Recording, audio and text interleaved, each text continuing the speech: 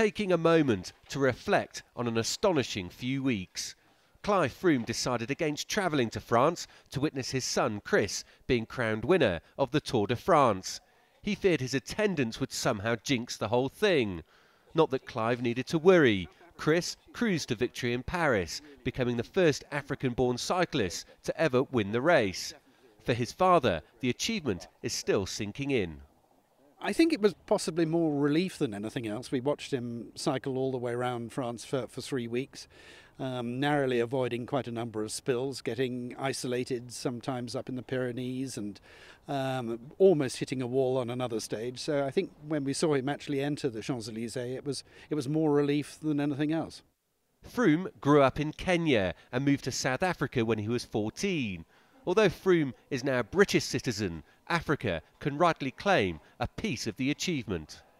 The introduction was really as a result of prompting from his late mother, who bought him a mountain bike and pointed him in that direction. The roads in Kenya, as you know, are not particularly brilliant and certainly not geared for road racing.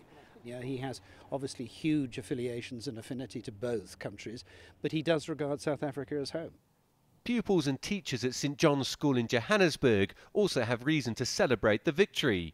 Chris was a pupil here from 14 years of age, and his former teachers remember how he took his dedication to cycling to the extreme.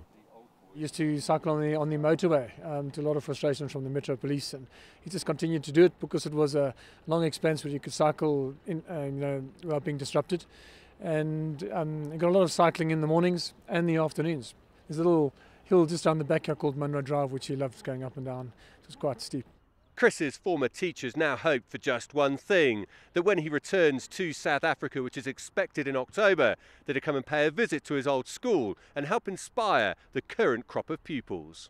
We try and get these likeable young men like Chris, and to me he's a fantastic role model, and I'd love to see him come and talk to our boys, largely because of his humility. Personally I've never particularly liked sporting heroes that are arrogant and full of themselves, and he's not like that. The guy you see being interviewed on TV now, humble, polite, friendly, is exactly the boy he was then, and I'd like our boys to experience that. Chris may have stood for the British national anthem in the Champs-Élysées, but this is an athlete out of Africa whose achievement can be celebrated across the continent. Dan Williams, CCTV, Johannesburg.